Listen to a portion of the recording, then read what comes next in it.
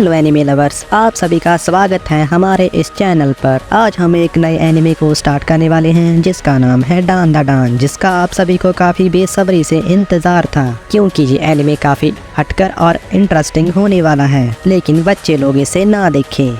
तो ये इस एनिमे का एपिसोड 1 है। अगर आपको इसका नेक्स्ट एपिसोड चाहिए तो कमेंट में नेक्स्ट एपिसोड ज़रूर लिखें। तो कहानी की स्टार्टिंग में हम एक लड़की को देखते हैं जिसका नाम मोमो होता है और वो अपने बॉयफ्रेंड से बहुत ही ज़्यादा परेशान होती है क्योंकि वो खुद तो कोई काम नहीं करता, उल्टा मोमो से पैसे मांगता है। जब मोमो उसे पैसे देने से मना करती है तो वो उसे ओयो में चलने के लिए कहता है, लेकिन उसके पैसे भी मोमो को ही देने पड़ेंगे।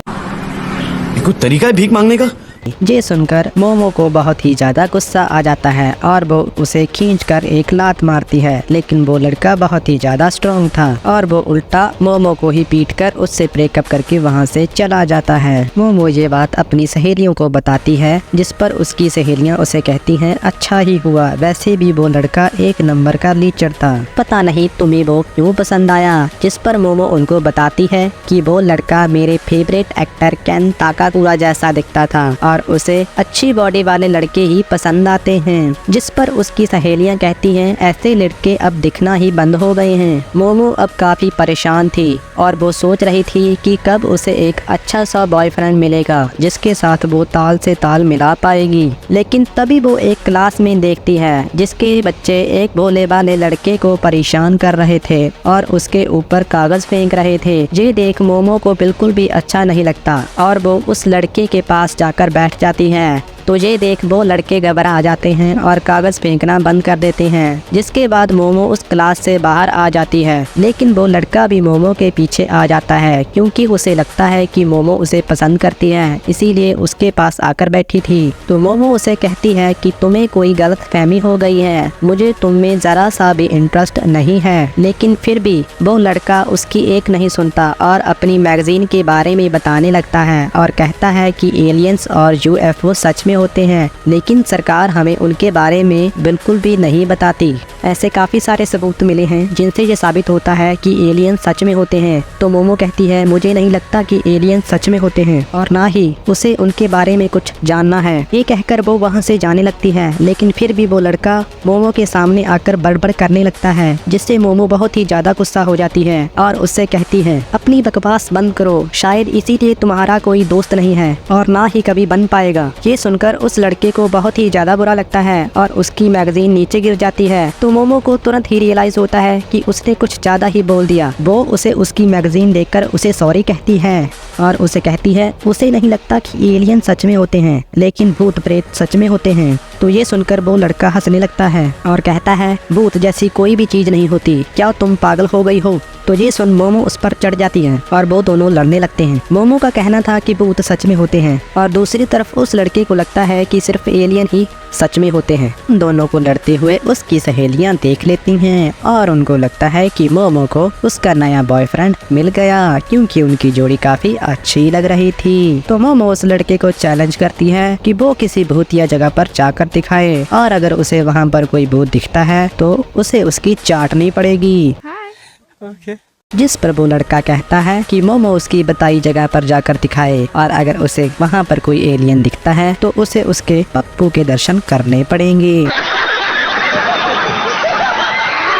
दोनों को शर्तें मंजूर थीं। अब रात का टाइम था। मोमो नागा जनरल हॉस्पिटल पहुंच जाती है। मोमो ने उस लड़के का नंबर ओकारून नाम से सेव कर रखा था। ओकारून कॉल पर बताता है कि ये हॉस्पिटल एलियंस का अड्डा माना जाता है। अगर वो हॉस्पिटल की छत पर जाएगी तो एलियन उसे किडनैप कर लेंगे और उसकी बॉडी के साथ एक्सपेरिमेंट्स करेंगे। तो मोमो उससे पूछती है कि क्या तुम्हें किसी ने किडनैप किया है या फिर नहीं? कारून कहता है हो सकता है, लेकिन मुझे अच्छे से याद नहीं। ओकारून की बातों से मोमो को साफ पता चल रहा था कि उसने खुद कोई आज तक एलियन नहीं देखा। तभी ओकारून भी मोमो की बताई जगह पर पहुंच जाता है, जो कि एक बहुत ही ज्यादा पुरानी टनल थी। मोमो से बताती है कि ये टनल बहुत ही ज्यादा भूतिया है, ये उसने ऑनलाइन पढ़ा था। तभी ओकारून उससे कहता है कि वो इस टनल में जाकर ये साबित कर देगा कि भूत जैसी कोई भी चीज नहीं होती, लेकिन फिर भी उसकी फटी पड़ी थी।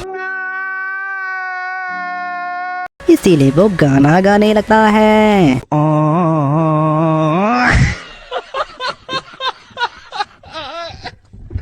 तभी उसे पता चलता है कि मोमो ने भी आज तक कोई भूत नहीं देखा। इसीलिए वो उस पर चिल्लाने लगता है कि जब तुमने खुद किसी भूत को नहीं देखा तो तुम कैसे कह सकती हो कि भूत होते हैं। तभी मोमो उसे बताती है कि मेरी ग्रैंडमा एक स्पिरिट मीडियम थी जो कि आत्माओं से बात कर सकती थी। मोमो को उसकी ग्रैंडमा ही ने ही पाला है क्योंकि उसके पेरेंट्स की मौत हो चुकी है। मोमो जब छोटी थी तो वो स्पिरिचुअल पोज बनाकर ही बाहर जाती। उसकी ग्रैंडमा का कहना था कि ऐसा करने से तुम्हारे पास कोई भी भूत प्रेत नहीं आएगा। इसीलिए मोमो वो पोज स्कूल में भी बनाकर जाती, जिस पर लड़के उसका बहुत ही ज्यादा मजाक बनाते और साथ ही वो लड़का जिसको मोमो पसंद करती थी वो भी मोमो का मजाक उड़ाने लगता है, जिससे मोमो को बहुत ही बुरा लगता है और उसे अपनी दादी से नफरत हो जाती है और वो उन्हें बुरा भला भी कहती है, जिसकी वजह से काफी दिनों तक उनकी आपस में बात नहीं होती। लेकिन मोमो को बाद में रियलाइज होता है कि मोमो इस बात से गुस्सा नहीं थी कि उस लड़के ने मोमो का मजाक उड़ाया, बल्कि उस लड़के ने मोमो की ग्रैंडमा का मजाक उड़ाया। मोमो अपनी ग्रैंडमा से बहुत ही ज्यादा प्यार करती हैं, इसीलिए उसे उन पर पूरा भरोसा है और उसे इस बात पर भी पूरा भरोसा है कि भूत सच में होते हैं। इसके बाद मोमो ओकारुन से पूछती है कि तुम्हें क्यों लगता है कि एलियन सच में होते हैं, जिस पर ओकारुन उसे कोई जवाब नहीं देता और कहता है इसके पीछे कोई रीजन हो ये जरूरी तो नहीं। और तभी उसे खून के पंजों के निशान दिखते हैं और वो जब पीछे मुड़ता है तो उसे एक डरावनी सी बुढ़िया दिखती है जो कि एक भूत है, जिसे देखकर ओकारुन की फटकर फुलावर हो जाती है और वो वहाँ से भागने की कोशिश करता है। उसकी चीखें सुनकर मोमो कहती है भूत शायद टर्बो ग्रेनी हो सकती हैं और उसके बारे में कहा जाता है कि जिससे भी वो पकड़ ले उस पर वो कर्ज लगा देती हैं। ओकारुन भागने की पूरी कोशिश करता है लेकिन टर्बो ग्रेनी उसके पास पहुँच जाती है और तभी उसका फोन भी कट जाता है। तो मोमो वहाँ से जल्दी से निकलने की कोशिश करती है ताकि वो ओकारुन को बचा सके, लेकिन तभी उसे एक 3 आदमी जैसे रोबोट मिलते हैं जो कि एलियंस हैं, जिनको देखकर मोमो दूसरी तरफ भागने की कोशिश करती है। लेकिन तभी वो एलियंस उसे पकड़ लेते हैं और उसके कपड़े फाड़ देते हैं। अगले सीन में मोमो को उन एलियंस ने बांध दिया होता है। वो एलियंस मोमो को बताते हैं कि वो सर्पो एलियंस हैं क्योंकि वो सर्पो प्लेनेट से आए हैं, लेकिन इनकी जाति में सिर्फ मेल ही पाए जाते हैं क्योंकि ये जनसंख्या बढ़ाने के लिए क्लोन टेक्नोलॉजी का उपयोग करते हैं। लेकिन अब ये भी इंसानों की तरह रिप्रोड्यूस करना चाहते हैं, इसीलिए ये जहाँ पर इंसानों के ऑर्गन यानी बनाना चुराना के लिए जहाँ पर आए हैं और अब ये मोमो के साथ इंटरकोर्स करेंगे और फिर रिसर्च के लिए उसके ऑर्गन निकाल लेंगे। ये सुनकर मोमो चिल्लाने लगती है और कहती है ये क्या है?